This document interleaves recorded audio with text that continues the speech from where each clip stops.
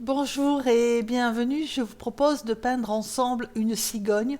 Donc ce n'est pas une aquarelle, c'est de l'aquarelle, mais c'est une étude, si vous voulez, c'est un brouillon pour voir un petit peu où placer les ombres, si les couleurs auxquelles je pensais fonctionnent, etc. Donc si vous aimez cette vidéo, je vous propose de vous abonner et d'activer la petite clochette qui vous permettra d'être mis au courant chaque fois que je publie une vidéo. On sort les pinceaux et les couleurs et on commence tout de suite.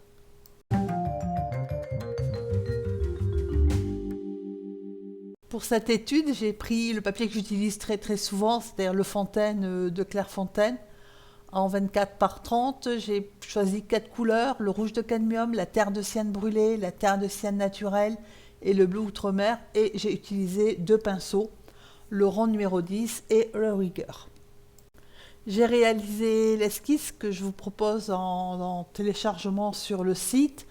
J'ai ensuite humidifié juste les parties que j'allais peindre, au niveau du cou et de la tête, et j'ai mis de la terre de sienne naturelle, relativement diluée, hein. Si vous regardez la couleur, elle n'est pas forte, auquel j'ajoute un tout petit peu de bleu d'outre-mer très dilué également, de manière à marquer les ombres les plus prononcées.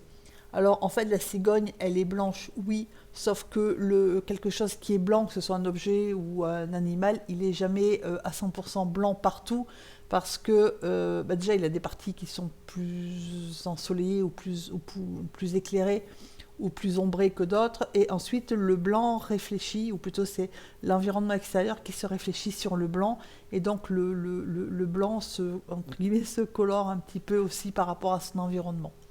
Voilà, donc, alors, quand on regarde bien la photo, on voit bien que cette partie-là du plumage, la partie droite est la plus à l'ombre, puisque la lumière vient de la gauche. Et ensuite, c'est une couleur qui est un peu jaune, voilà, jaune orangé.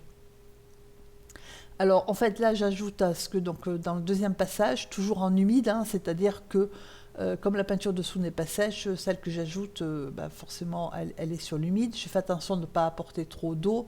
Et j'ai ajouté un petit peu de rouge de cadmium très très dilué. Voilà, et là je vais faire pareil, mais sur le jaune, et de manière à donner une couleur un petit peu orangée, donc au plumage que l'on voit. Alors ça c'est la première, évidemment le premier passage de couleur. Ce que j'efface les parties de l'esquisse où la couleur sera, je veux dire, où je mets des couleurs claires, de manière à ce qu'on ne voit pas le graphite, parce que même si c'est une étude, c'est-à-dire entre guillemets un brouillon, il n'empêche que voilà, je le fais quand même correctement. Donc là, c'est vraiment quelque chose de simple, dans la mesure où je n'ai pas essayé de peindre les plumes ou de représenter les plumes. Alors j'ai mis certes du volume, mais j'ai pas du tout. C'est vraiment quelque chose qui est simple. C'est vraiment. J'ai plus là déposé les couleurs, et ensuite j'ai plus joué sur les couleurs pour suggérer les ombres et les volumes. Et j'ai très peu. J'ai pas du tout essayé, parce que c'était pas mon objectif, de peindre les plumes. Alors ensuite, je prends du rouge de cadmium de façon un peu moins diluée, hein. Si vous voyez la couleur, on voit bien que la couleur est plus intense que ce que j'ai utilisé tout à l'heure. Et donc je vais faire le plumage sombre de la cigogne, en sachant que le rouge de cadmium et le bleu d'outre-mer font, c'est surtout quand on les met bien, bien denses tous les deux, font du noir. C'est l'avantage d'utiliser deux couleurs, enfin un mélange de couleurs plutôt que du noir, le noir qui sort du tube là, de noir, enfin, quelle que soit la marque, hein. C'est un noir sans âme, hein, complètement terne, et vraiment, enfin moi je n'utilise jamais. Par contre, donc là le noir je le fais avec donc le rouge de cadmium et le bleu d'outre-mer. Et ce qui a pour avantage que c'est un noir qui est profond, qui est très riche en couleurs, et qui renvoie des reflets en fait, hein, à partir des deux couleurs qui l'ont composé, c'est-à-dire du rouge et du bleu. Voilà, donc Alors, je le mélange aussi sur le papier parce que les couleurs sont plus jolies quand on mélange sur le papier que quand on mélange sur la palette. Après, voilà, vous pouvez mélanger sur la palette si vous préférez mieux doser. Vous pouvez aussi utiliser du noir industriel, hein, ça c'est voilà, c'est encore une fois c'est votre aquarelle, faites bien ce que vous voulez.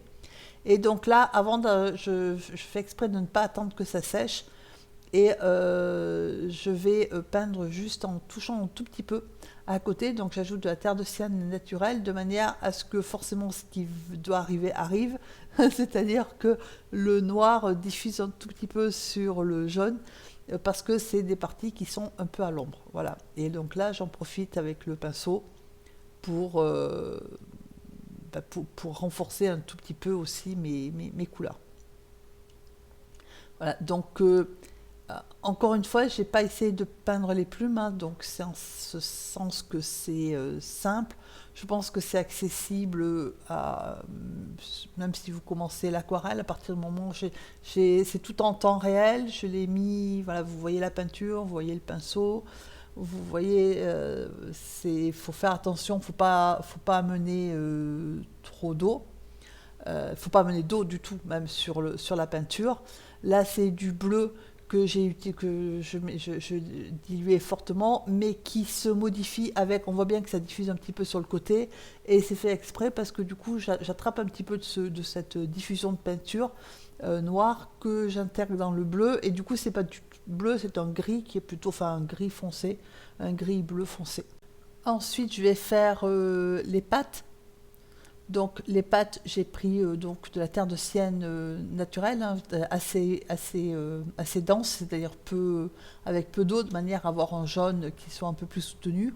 Et je vais y ajouter un tout petit peu de rouge, de manière à faire jaune plus rouge, de l'orange, voilà, tranquille.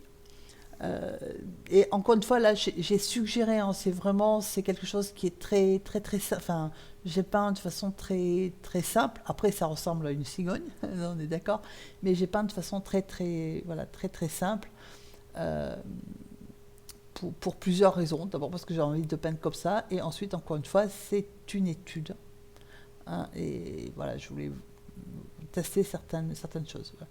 Donc là,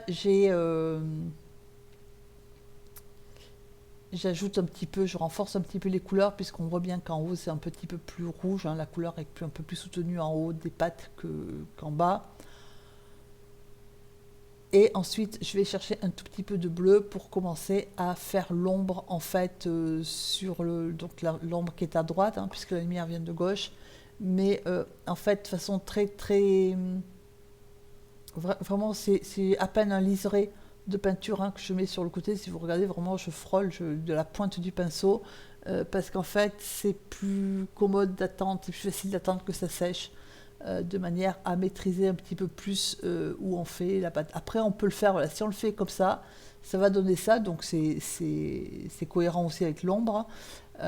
Sauf que bon, moi c'est pas tout à fait ce que je voulais, du coup je l'ai enlevé et j'ai remis du rouge. Si vous voulez vraiment avoir une ombre un peu plus qui se rapproche de la photo, il faut mieux attendre que ça sèche en fait, hein. On va faire le bec qui est exactement la même chose que les pattes, sauf que bah, là c'est un bec. C'est-à-dire que j'ai mis d'abord du jaune et ensuite j'ai ajouté le rouge. Donc là encore une fois, vous voyez que j'ai pas fait mon orange sur la palette, je l'ai fait directement sur le papier. Voilà, donc ça, je trouve que ça donne des couleurs qui sont plus jolies. Voilà, donc je mets le rouge, hein, le plus épais, enfin plus dense, plutôt en bas du bec. Et ensuite, je rince le pinceau et je vais amener un tout petit peu, hein, je vais diffuser un tout petit peu mon rouge sur le haut du bec. Voilà. Euh, on peut le faire comme ça, et puis ensuite, donc il faut forcément refoncer un petit peu en bas, puisque j'ai tiré le rouge que j'avais mis, et en laissant un petit reflet donc, plus clair en haut. Ensuite, j'ai pris donc, du bleu, et j'ai mis du bleu très très dilué, parce que si on regarde bien au niveau de l'oiseau, le fond de l'œil est presque vert, donc j'ai mis un petit peu de jaune et un petit peu de vert, enfin de jaune, de bleu, de terre de sienne naturelle, et de manière à faire un fond clair. Donc là, c'est parce que vraiment je me suis amusée à le faire, hein, parce que pour l'autre, je suis allée bien plus simple que ça. j'ai mis un coup de bleu très très pâle. Voilà, là encore une fois, c'est pas une expérience parce que je sais à peu près ce que je fais, mais voilà, c'est aussi dans ce moment-là que j'expérimente je sais pas, voilà, des techniques ou des couleurs ou voilà, je fais selon mon idée là et ensuite quand je fais mon aquarelle, donc l'aquarelle parce que j'ai le projet de peindre des cigognes, je ferai pas forcément celle-là, hein, cette posture là et ce couple de cigognes sur son nid, mais voilà, je sais comment j'ai fait, peut-être que je ferai exactement pareil, peut-être que je modifierai certaines choses. Ça sert à ça aussi les études, hein. Voilà, donc là je fais exactement la même chose que tout à l'heure pour le plumage, hein, puisque c'est noir, donc on va passer peut-être un petit peu plus vite. Et donc une fois que j'ai fait le plumage de la cigogne sombre, avec la même couleur et la pointe du pinceau, je fais quelques détails du bec. Alors je vais ajouter maintenant un petit peu d'ombre, hein, pour le faire passer un peu plus en 3D. Donc j'ai utilisé là le Rigger. Alors voilà, j'ai commencé, je me suis dit est-ce que je fais des plumes ou pas. Sauf que l'ombre des plumes, hein, si vous regardez sur la photo, pour rendre le volume, sauf qu'après je me suis dit, si tu commences à le faire là, il va falloir le faire partout, et je n'étais pas partie du tout pour ça. Et donc du coup j'ai abandonné et j'ai repris donc mon pinceau numéro 8 pour faire donc rehausser un petit peu, parce que bon, ma petite cigogne elle est un peu claire. J'ai rajouté donc de la terre de sienne naturelle, voilà, un peu plus dense, hein, de manière, parce que quand on regarde la photo, c'est quand même un peu orangé sur cette partie-là, en commençant à donner un petit peu voilà, une forme, hein, un peu plus précise que ce que j'avais fait un petit peu avant. Voilà. Alors j'en profite pour dire que donc là après on rajoute un petit peu de rouge pour donner un petit peu la forme un peu orange et un petit peu de bleu, de manière à foncer aussi, à donner. Donc là en fait cette cigogne là, c'est pour ça que je vous ai montré celle-là, l'autre étant plus facile à faire. Celle-là, il y a un mouvement, hein, qui part du cou de la cigogne jusqu'au poitrail et qu'il faut rendre en fait uniquement par les ombres. Alors j'en profite pour dire que je vous ai montré que la cigogne, parce qu'à mon avis c'est quand même le plus compliqué à faire.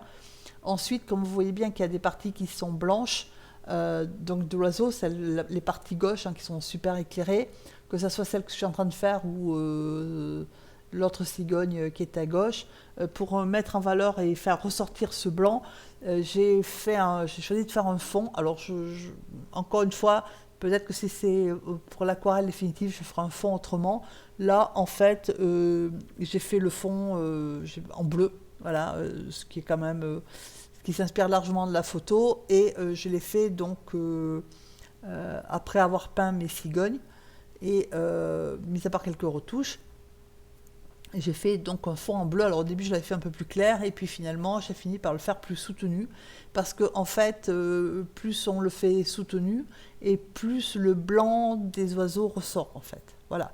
Et au niveau du nid, le nid c'est pareil, hein, c'était pas forcément l'objet. Je l'ai fait, c'est là qu'intervient la terre de sienne brûlée. Donc je l'ai fait sur une base de terre de sienne naturelle, auquel j'ai ajouté ensuite de la terre de sienne brûlée et du bleu. Voilà.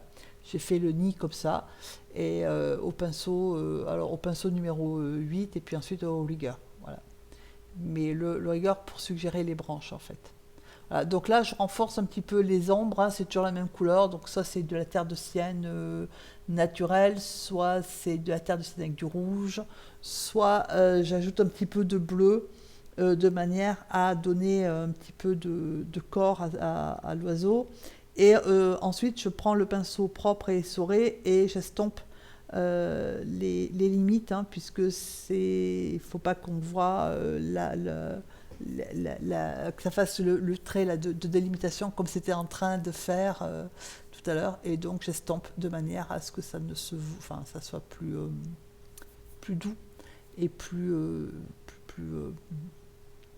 estompé. Par contre là je travaille essentiellement à sec, hein, si vous regardez comment je fonctionne, voilà.